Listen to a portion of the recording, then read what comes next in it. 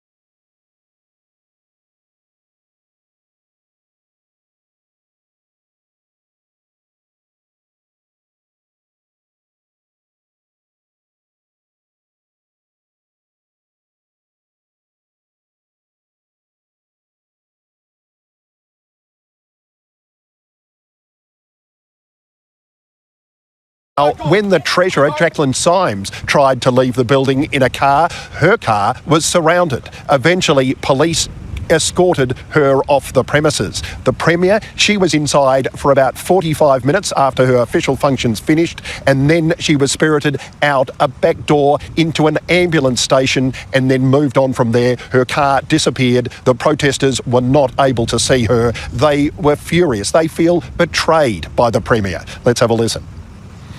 Shattered like everybody around here. To see even this morning the statement issued denying that funding had been cut to our services when we had firefighters on our doorstep crying, apologising for not being able to get trucks to us sooner, for having to leave fires, pick the ones they could help. All we're here for is to talk to Jacinta Allen with respect. Is that right? That's right. Okay, we're all in agreement. Yes. She can come out here and be a hero, but she can't talk to the local community. Yeah. Come and talk to the local community. Right. What about the locals? Hey, look at it driving around our tax dollars. Lovely. Glad your income's working. If people want to ask her a question, I'd like to think she'd say, all right, I'll answer a few questions, and that's all. The fact that she's not coming, I think it's frustrating them. I think they feel like she's hiding. She's here a disaster and she won't speak to the people. She won't confront them. She goes out a back road and hides. And when she was inside the hospital at the media conference, she was confronted with another battle, this time about CFA funding. Now, the CFA's own figures indicate over the past 3 years, their income from government grants has dropped from $351 million to $339.5 million. Now, the Premier insists, though, the funding has not been cut. Mysteriously, the latest figure for CFA funding was meant to be released in October. It has still not been released. The Premier says it's an issue from the Auditor-General and that should be rectified soon. Let's have a listen to what she said. $40 million rolling fleet replacement program that has been initiated in response to understanding that we do need to continue to modernise and upgrade the fleet. She's gaslighting us. That look. Why all of a sudden are they making out they're fixing up the fleet? It's a lie, viewers. It's all a lie. And if you've noticed, internationally, the politicians have failed, and they're failing worse and worse by the day. I don't know how many properties have been lost and all the rest of it, but I know it was bad. There's something like more than 90 vehicles have been put out already through the program, and many more that are on the manufacturing line. All the vehicles. Where are the 90 vehicles then, Jacinta? That's just another lie. That go out into the field are deemed safe to do so. But once again, Alex, we spoke to other members of the CFA out in the field, and they were complaining about their ageing trucks, many of them over 30 years old, many of them having electrical and radio problems. Also today, it's been confirmed it's now more than 500 structures statewide which have been destroyed in these recent fires. The CFA also says while the conditions are favourable at the moment and they are working hard, they become bad again, extreme again next week, so there's no chance to relax. OK. This report's a little bit more dramatic. Jacinta Allen's been held up. Evening. Jacinta Allen has been holed up inside a regional hospital as furious locals demanded answers about Victoria's bushfire disaster.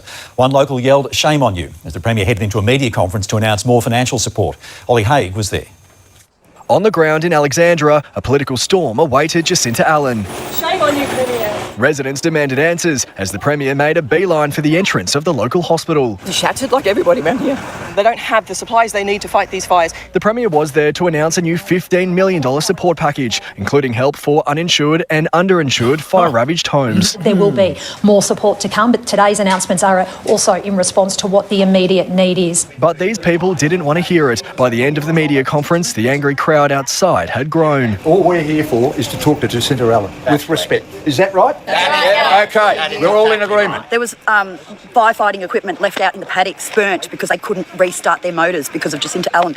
The Treasurer's chauffeur-driven car was surrounded as she left, but the group wasn't after her. Jacinta Allen was still stuck inside after 45 minutes, but she gave protesters the slip. She can come out here and be a hero, but she can't talk to the local community. Run out. Doesn't even face a little crowd. She goes out a back road and hides, a back door and hides. It's not good enough. The fury coming amid revelations about ageing CFA tankers, including this 35-year-old truck suffering brake issues during the Harcourt blaze. I would never have had the resources I needed on Friday. All our local CFA volunteers are asking for is a straight answer. Questions too about why the CFA's annual report hasn't been released, prompting the Emergency Services Minister to hang up on a 3AW reporter. Why hasn't the report been lodged like other departments have got it done? Why hasn't yours?